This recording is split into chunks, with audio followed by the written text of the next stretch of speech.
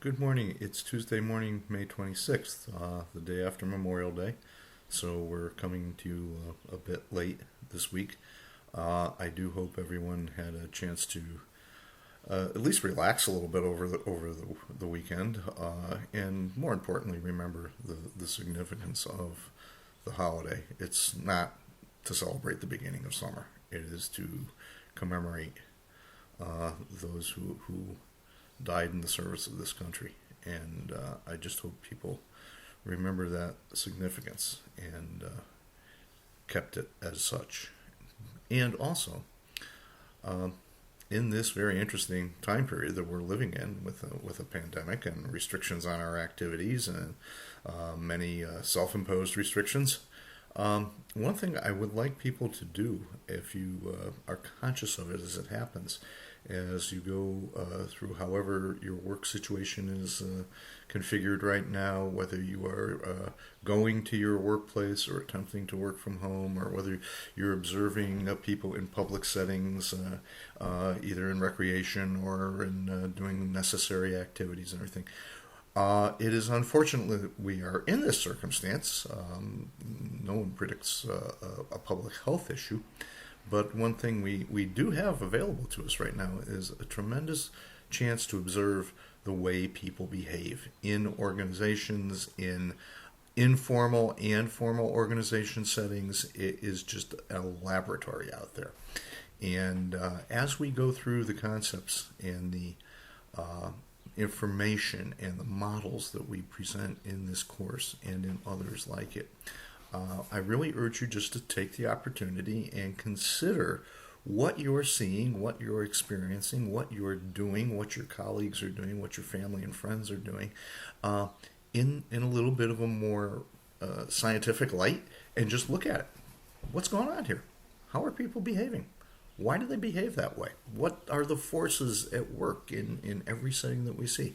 Each one will exhibit a different dynamic, and I think that you have a chance to understand things at a somewhat different level, and I think it's going to help you in your life when things do get back to normal. Maybe you'll come out of here with a little bit of an insight as to how and why people do what they do, and maybe figure it out, because I've been spending close to 2/3 of a century trying to figure it out, and I haven't figured it out yet. So help me out here, okay?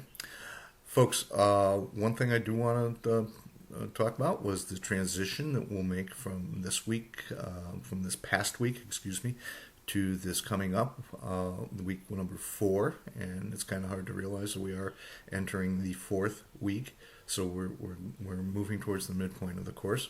And last week we discussed and looked at an organization that I see that most people found to be very interesting, and I am assuming was probably new to many people. Being a design firm, IDEO is not somebody who is in the forefront. You don't see IDEO products. You see IDEO developed products under many, many, many other brand names in what they've done. But they are a very unique firm. They've been around for quite a while. They've changed ownerships a few times.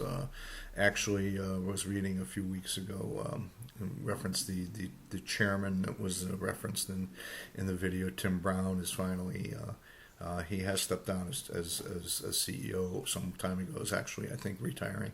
But it's a very interesting culture, and what it was really talking about last week was corporate culture, how things work and why, and a couple things that you may want to just think about as you kind of wind out of that argument. Recall that what you were seeing was roughly 10 years old. IDEO has been around for a time. They still embody the same principles. They still do the same kind of work, but it's a very interesting, very unique type of work. Not everybody's involved in it, and many of us said, "Boy, I'd like to work there." One of the things that you have to realize is that many people probably would not like to work there. Why? Because a lot of people like structure. Hard to believe. I am not one of those people that likes structure. I like doing my own thing. I like doing what I feel is the right thing to do for me to get things done. I really don't take direction well, which may sound very almost hypocritical, some of you, because I expect you folks to take direction well. So it's a very interesting thing, but that's one of the reasons I started off by talking about human behavior. This week you're going to go on and we're going to use in discussion a probably much more recognizable company for most of you. We're going to base the discussion around Starbucks. And if past editions of this course are any indication, I'm going to discover Starbucks fans and people who just don't like Starbucks. That's all okay, but I just want you to keep an open mind and keep your observations at the kind of technical level as to what's going on. One thing I will definitely point out right up front, one of the main topics of the week is the idea of core competency. And rather than me explain it here, which could end up being a very long video, which I know you don't want to look at, take your cues from the material. What is a core competency? How do firms develop them? What do they do? Why are they important? And the one thing I want to encourage people to do is keep in the back of your mind, please don't confuse core competency with core values, okay? Sometimes that happens and you'll find out that they are definitely not the same thing, but they may be a little bit reflective of each other, but they're not the same thing. And I want people to kind of remember that as we go along. Technically, things are going along pretty well. You'll find that maybe some of my commentary in discussion grades and paper grades now starts to get a little more, I don't want to say sparse, but it's going to be lower volume because many of you are continuing on a great trend, and it's very easy for me to say, hey, keep up the good work. This is where we want to go.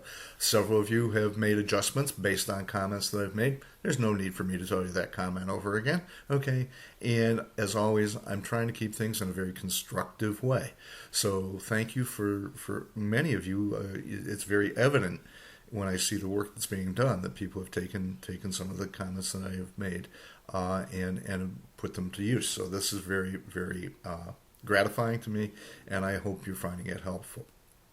Definitely, too, thank you for watching that second long video about some of the procedural issues in academic writing and discussion board writing. I know it's a long explanation, but it was something very necessary. And once again, if you haven't seen it, please go back to last week and the announcement of a couple weeks ago as to what's going on with that. But it's an important item. Okay, so that is the transition from week 3 to week 4. Thank you for your attention. Thank you for all your hard work. Everything is in this week, so I'm going to work my best today to try to grade everything in the discussions as usual. Discussions first, papers second. Try to get everything done by end of business tomorrow, if not, certainly Thursday morning. All right? And as usual, and several people have taken advantage of it, if you have any questions about anything, please contact me. Okay? Thanks very much.